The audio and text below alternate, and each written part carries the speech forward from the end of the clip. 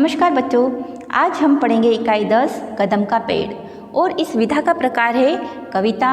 इसकी कवित्री हैं सुभद्रा कुमारी चौहान।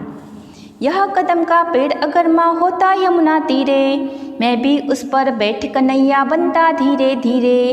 ले देती यदि मुझे बांसुरी तुम 2 पैसे वाली, किसी तरह नीचे हो जाती यह कदम की डाली।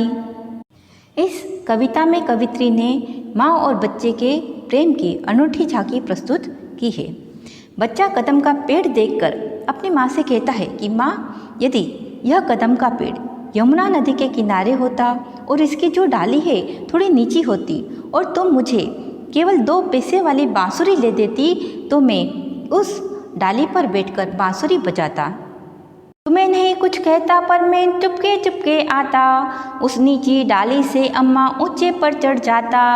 वहीं बैठकर फिर बड़े मज़े से मैं बांसुरी बजाता। अम्मा अम्मा कह बंसी के स्वर में मैं तुम्हें बुलाता।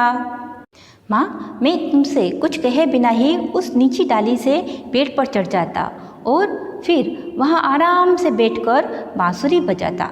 उसी की धुन में तुम्हें अम्मा अम्मा कहकर बुलाता। मेरी बंसी को माँ तुम इतनी खुश हो जाती, मुझे देखने काम छोड़कर बाहर तक तुम आती। तुमको आता देख बांसुरी रख में चुप हो जाता, पत्तों में छिपकर धीरे से फिर बांसुरी बजाता। तुम मेरी बांसुरी की धुन सुनकर अपना सारा काम छोड़कर मुझे देखने आती और मैं तुमको आते देखकर चुप हो जाता और पत्तों में छिपकर फिर से बांसुरी बजाता। गुस्सा होकर मुझे डांटती, कहती नीचे आजा, पर जब मैं ना उतरता हंसकर कहती मुन्ना राजा।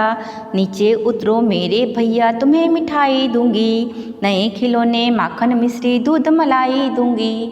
पहले तो तुम मुझे गुस्से होकर बुलाती, जब मैं नहीं उतरता तो मुझे प्यार से मिठाई, नए खिलौने, माखन मिश्री और दूध मलाई देने की लालच देकर बुलाती। मैं हंसकर सबसे ऊपर की टहनी पर चढ़ जाता, एक बार कहो माँ पत्तों में वहीं कहीं छिप जाता। बहुत बुलाने पर भी माँ जब मैं ना उतर कर आता, तब माँ का हृदय तुम्हारा बहुत ही व्याकुल हो जाता। मैं तुम्हारे लाख बुलाने पर भी नहीं उतरता और पेड़ की सबसे ऊंची टहनी पर चढ़ जाता और माँ कहकर पत्तों में फिर से छिप जाता। तुम्हारे बहुत बुलाने पर भी मैं जब नहीं उतर कर आता तो तुम बहुत ही व्याकुल हो जाती। तुम आंचल पसार कर अम्मा वहीं पेड़ के नीचे ईश्वर से कुछ विनती करती, बैठी आंखें मीचे। तुम्हें ध्यान में लगा देख मैं धीरे धीरे आता और तुम्हारे फैले आंचल के नीचे छिप जाता। मुझे नहीं पाकर तुम अपना आंचल लेने के पल्लू फैलाकर आंखें बंद कर भगवान से प्रार्थना करती। मैं तुम्हें ध्यान मग्न होकर देखकर तुम्हारे आंचल के नीचे आकर छिप जाता। घबरा कर आंखें खोलती फिर भी खुश हो जाती, जब अपने मुन्ने राजा को गोदी में ही पाती। इसी तरह कुछ खेला करते हम तुम धीरे धीरे, माँ कदम का पेड़ अगर यह होता यमुना तीरे। जब तुम अपने मुन्ने राजा को अचानक अपनी गोद में देखती तो घबराकर अपनी आंखें खोलती और खुश हो जाती।